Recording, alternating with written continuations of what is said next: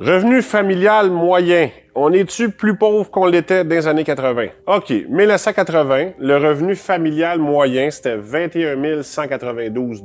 Aujourd'hui, le revenu familial moyen, après impôt, est de 90 120 $. Ça représente une augmentation de 4,58 fois. Augmentation de revenu familial moyen. Où est-ce que je veux faire une nuance ici, là, c'est que dans les années 80, il y avait probablement rarement deux personnes qui travaillaient dans le couple. C'était beaucoup plus fréquent que c'était une des personnes du couple qui travaillait. Versus aujourd'hui, c'est souvent les deux personnes doivent travailler. Le pouvoir d'achat que j'ai avec 21 192 $ dans les années 80, aujourd'hui, en 2025, combien me coûte 21 192 $ d'achat?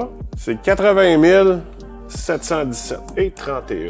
Ce que j'ai envie de vous dire, c'est est-ce qu'on s'est appauvri? Techniquement, non. Parce que si tu regardes ici, ça a augmenté d'un peu moins de 4 fois le prix, l'indice des prix à la consommation, versus le salaire a augmenté de 4,58. Fait que là, si tu prends les chiffres juste de même, tu dis pourquoi le monde se plaigne? Le coût de la vie est pas tant plus cher que ça. Ici, tu avais une personne qui travaillait pour générer ce type de revenu-là. Une maison moyenne coûtait à l'époque 46 000.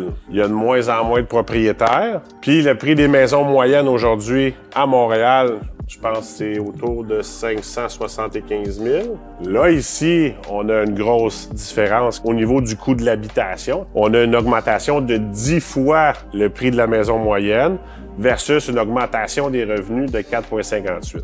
Ce que j'essaie de dire ici, c'est que donc pour conserver le même pouvoir d'achat des familles au niveau des revenus, il faut être plus de personnes à travailler. Donc, ultimement, oui, on s'est appauvri en tant que société.